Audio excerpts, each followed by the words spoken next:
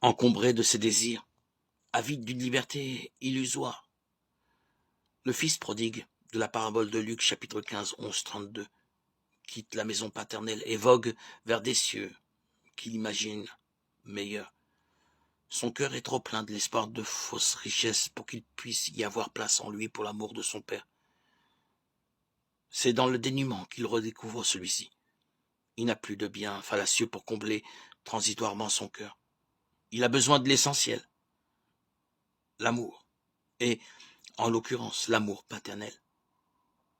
Réintégré dans la famille, rentré en possession des biens et des joies de la famille.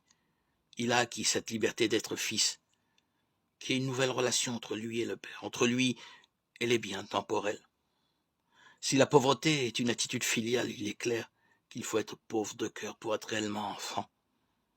On comprend alors que le péché se situe au niveau du cœur. C'est refuser d'être enfant de Dieu. En revanche, le cœur étant changé, l'être tout entier est sauvé. Pour celui qui accepte d'être enfant, ce ne sont pas ses péchés et ses erreurs qui le séparent du Père. Certes, il vit plus ou moins bien en enfant, il porte plus ou moins bien le nom du Père. C'est le destin de chacun.